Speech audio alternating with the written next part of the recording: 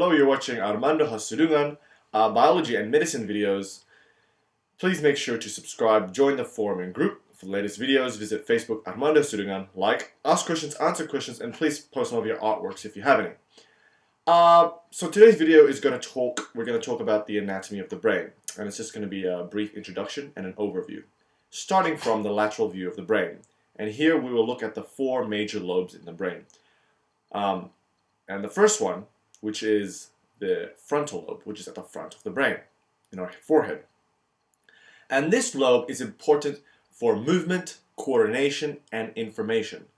So basically, it is associated with problem solving, reasoning, and planning.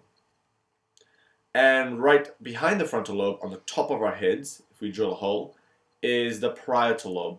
And the parietal lobe is important for in sensory information, so receiving stimuli and perception. And at the very back, we have the occipital lobe, which is important for our vision processing, seeing. And on the sides, we have the temporal lobe, which is where our ears are located, and it's important for hearing. And other important structures in this diagram are the cerebellum, pons, and medulla oblongata, which we will look into more closer later on. But for now, let's look more closely at the four lobes and some associated areas. Just a brief overview. So here's a simplified diagram of the brain. Now, the frontal lobe consists of many cortexes. Probably the very important one is what's called the primary motor cortex, which is located here. And the primary motor cortex is important in voluntary movements, so processing voluntary movements like moving our hands, moving our legs. And also right next to the primary motor cortex, still within the frontal lobe, is the motor associated area. And they basically have a role in voluntary movements. And these make up part of the frontal lobe. And right next to the primary motor cortex, we have another area called the somatosensory cortex, or the primary somatosensory cortex. Now, this area is important in receiving stimuli, somatic stimuli, such as touch, pain, and heat. And also right next to the primary somatic sensory cortex is a sensory associated area. And these make up part of the parietal lobe. And what separates the primary motor cortex and the primary somatic sensory cortex is a central gyrus. Now at the very back we have the vision cortex and the vision associated area, and these make up the occipital lobe for vision processing, what we see. And the last lobe is the temporal lobe, which is important for which consists of the auditory cortex and the auditory associated area for processing our hearing. And now, if we drill a hole here or open this section up, underneath it we have areas associated with taste and smell, but we won't look into it now, but it's just interesting to note. So now, if we cut this lateral view of the brain in half and see what's underneath it, so the medial section, this is what it would look like. So we're cutting the lateral view of the brain in half. And now I'll just go over the lobes again so we know where we are in this diagram.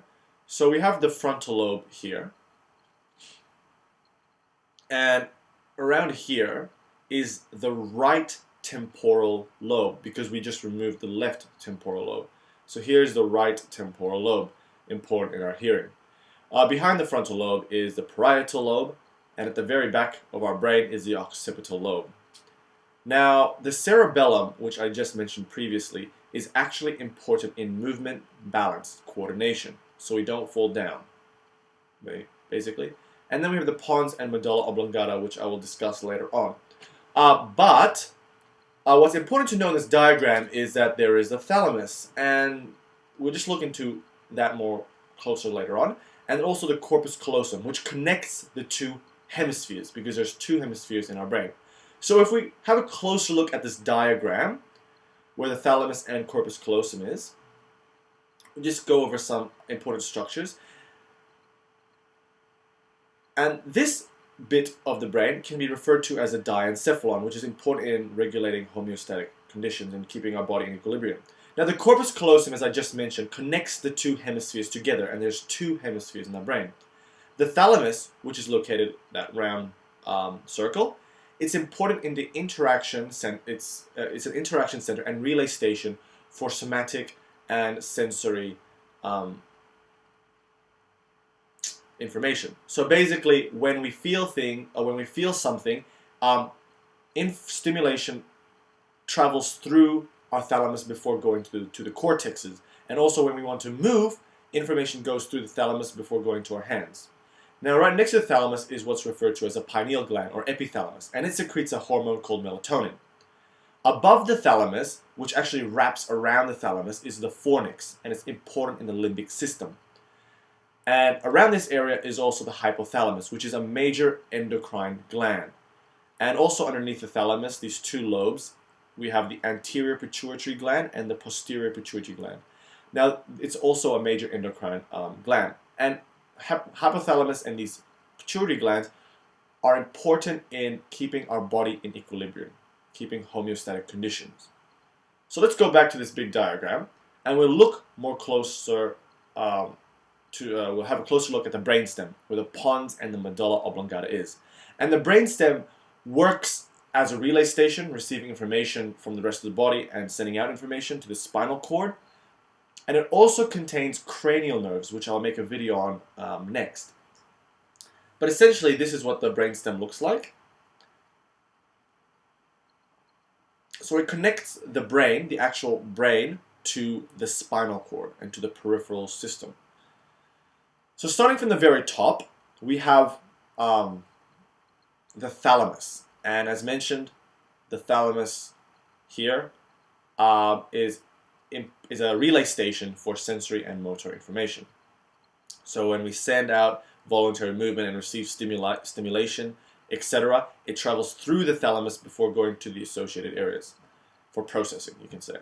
Underneath the thalamus, we have the midbrain, which I have not discussed, but it has a role in actually our eyes, moving our eyes.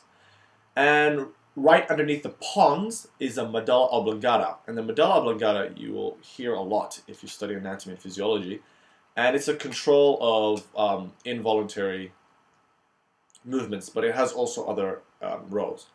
Underneath this medulla oblongata, we have the spinal cord, and as you know, the spinal cord continues down.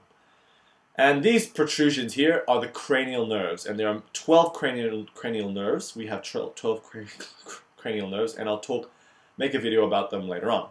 And here is the pons, above the medulla oblongata. And the pons works as a relay station between the cerebellum and the cerebrum. And the cerebellum, if you remember, is just behind the pons, if you see that on the diagram. And the pons also has a role in breathing, in our breathing. So let's look at a different system now, and this is going to be an overview of what's called the limbic system. And there are slight mistakes in this diagram, but I'll tell you where they are. So this is the limbic system. Actually, no, I don't think there's any mistakes in this diagram, but here's a cerebellum. And the corpus callosum, as mentioned, connects the two hemispheres together. The thalamus, relay station, and we have the pituitary glands, the endocrine glands. Above it is the hypothalamus. Going up, and this orange section here I will introduce later on, but it has an important role in emotions.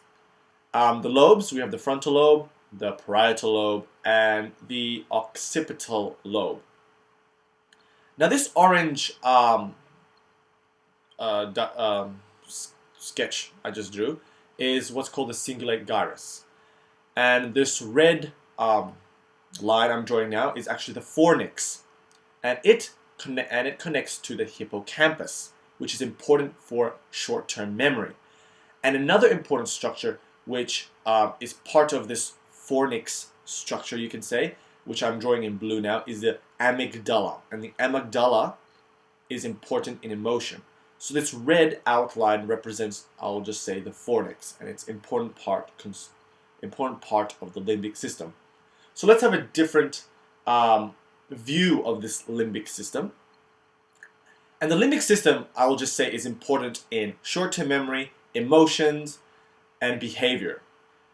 That's what it's important for. Now this orange is the cingulate gyrus. It has a role in emotions. Underneath the cingulate gyrus we have the thalamus, and there's 2 thalamuses for each hemisphere. And then this red structure I'm drawing now is the fornix, and the fornix connects to the hippocampus, and the hippocampus has a role in short-term memory and emotions, short-term memory and learning. And right next to the hippocampus, which is not actually connected, these blue circles I represent as the amygdala. And the amygdala, as mentioned, has a major role in emotions and memory. So when we are emotional, the amygdala will fire up when we're crying, when we're happy. And the amygdala also associates, because the amygdala and hippocampus are close together, amygdala and hippocampus associates emotion with memory. So past trauma, or happy memories, this will fire up and lighten up. So that was just a brief overview of the limbic system and the brain anatomy. And the limbic system, as mentioned, is for behavior, memory, and emotions.